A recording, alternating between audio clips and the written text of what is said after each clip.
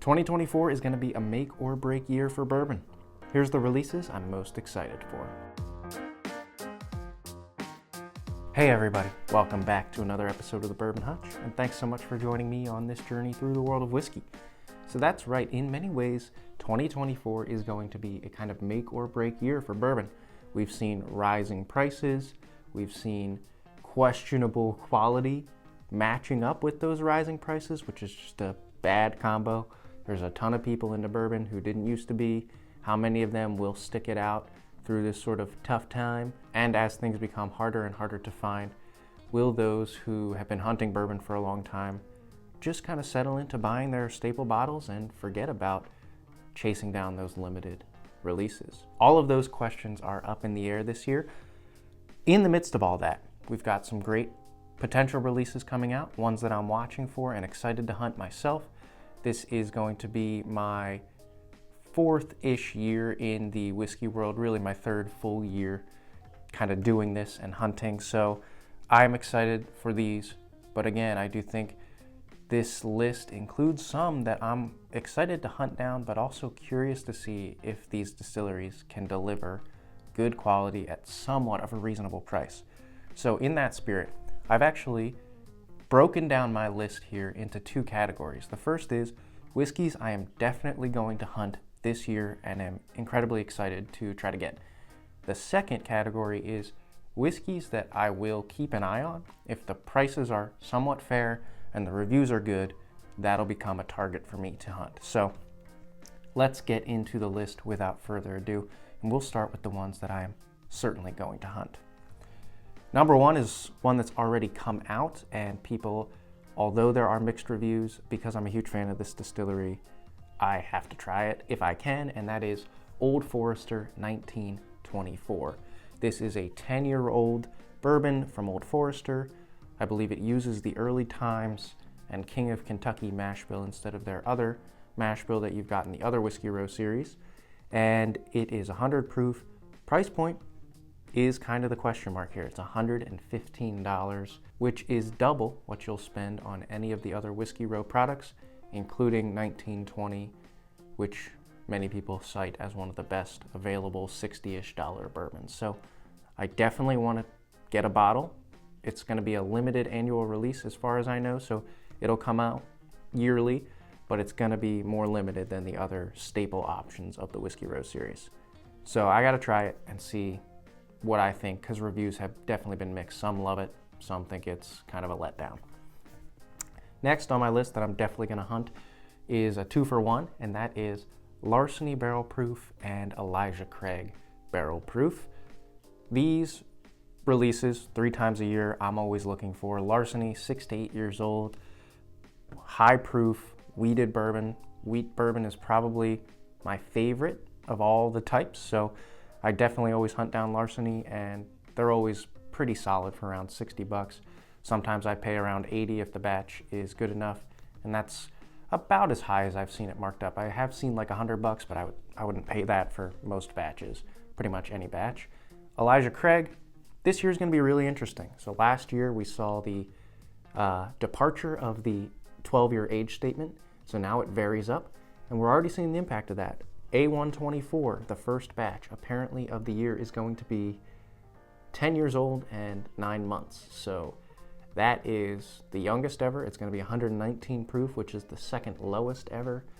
I'm sure that's going to ruffle some feathers, but the proof's going to be in the pudding, right? It's going to be in how good the actual pour is. If it's a really good batch that gets a lot of great reviews, I'm sure people will still gravitate toward it. I'm still going to try to hunt it down because, 1, I want to do a review for you guys if I can, and 2, I just trust Elijah Craig to deliver something that is good quality and usually for around $70 and somewhat findable. So it's got a lot going for it. All right, next on my list, I have the Maker's Mark Wood Finishing Series, Chapter 2, the Heart release. So we saw the end of the first chapter of the Maker's Mark Wood Finishing Series early last year with the release of BEP, Barrel Entry Proof. Wood Finishing Series from Maker's Mark was some of the first somewhat allocated bourbon that I was able to get my hands on that really launched me into my journey. I enjoy pretty much every release from them. I like seeing the variation there. So I'm glad to see the series come back. This one is, I think, supposed to be bottled, come out around February, March potentially this year. It's going to be 112.6 proof, so nice barrel strength offering. A mix of toasted American and French oak staves went into this process. So if the wood finishing series can continue the quality for around $70 to $75 that we've seen in the past, I'm going to be hunting this and future releases as well. Okay, next on the list is a bottle from a craft distillery that I have grown very fond of, and that is Redwood Empire Devil's Tower High Rye Bourbon. So for me, high rye bourbons are often a sort of sweet spot. I do love that mix of rye and corn in a mash bill, and this one apparently is 45% rye, so quite up there. It's going to be 100 proof, available for around $90. I've actually been to Devil's Tower. It's a really cool spot. So they always also have amazing artwork on their bottles. They just make them a beautiful presentation. So this is one that I'm definitely going to be looking for, and it's supposed to release here in January. Okay, next on the list is sort of a bucket list bottle for me that I wasn't able to get this year, and I don't know why I've latched onto this one as one that I just need to get to add to my collection, but that is Midwinter's Night's Dram Act 12. So I know there's been mixed reviews. This series, this release has kind of gone up and down. Some people think it's no longer worth the money. For me, I just want to taste it. I want to own one bottle, put it in my collection, and say I have a piece of this series. So that's ultimately why I'm going after this release from High West. All right, next is a distillery that, again, they've just impressed me with everything I've tasted from them, and I really want to get my hands on these limited ones. That is Jack Daniel's 10 and 12-year-old releases. So from what I understand, the 12-year-old release last year in 2023, some people had that in their like top 3 or 4 best whiskeys of the year. So I am definitely going to keep an eye out for that all year long. All right, that finishes up our first segment. Ones that I'm definitely going to hunt pretty much no matter what, even if the reviews are coming in slowly and I don't know that much about the bottle. These are ones I'm going after. Now let's get to the second part of the list, which is all the bottles that I want to wait and see if the price is somewhat affordable, and then also if reviews are good enough, that might be a sign to pull the trigger. Just before we get into the second half of the list, I do want to say though, if you're enjoying all the content coming out of the channel, would love to have you aboard as a subscriber for the rest of 2024. It's going to be a great year full of great content. Hit the like button on this video, helps get it out to more people. And then comment down below. Give me your top couple of whiskeys or bourbons that you're definitely going to hunt this year. And then are there any that you're waiting to see how the reviews shake out before you're going to go out and grab one if you can? All right, let's get into this second half of the list. I'm waiting to see if the price and reviews are good here. First is Wild Turkey Master's Keep Triumph. So this is going to be a 10-year-old rye release in the Master's Keep lineup from Wild Turkey. It's going to be 104 proof. My understanding is the Cornerstone rye from Master's Keep from a couple years back was in that like 9 to 11-year-old range. So this is going to be right in there, and that one got some pretty good reviews. So if this one's good enough, I might go out and try to get it. Question is, what's the price point going to be? Last year we saw the price point go way up to $275 for Voyage, which ruffled a lot of feathers, especially because that was only a 10-year-old bourbon. So we'll see where the price shakes out here, but I'm a little bit skeptical, a little bit worried it's going to be still around that $275 mark, especially for a rye. All right, next is Russell's Reserve 15-year. So I've never seen or had the chance to buy a 13-year, which gets pretty much great reviews every time a new batch is released. This ups the ante by 2 years. If it's got great reviews and if it's kind of a legendary status, it's going to be one that I immediately put on my radar. I'm sure the prices are going to be kind of ridiculous in a lot of spots, but you might get lucky and see it for a reasonable price. Don't know what the MSRP is going to be on this. I'm a little worried it's going to be in that $300 to $400 range. It seems like Wild Turkey has really increased prices, especially on their premium products. All their staple stuff is still cheap and affordable, like Rare Breed and 101, so they're doing great there, but their premium stuff, they've just almost get a little bit out of hand. Okay, next on my list is one that's really interesting. This is gonna be Elijah Craig Toasted Rye. So I'm a big fan of Elijah Craig Toasted Bourbon. If I can see that for around 50 bucks, which is what it's supposed to be at retail, I pretty much always grab it because I do enjoy that bottle and I enjoy sharing it with others because it's a nice approachable sipper.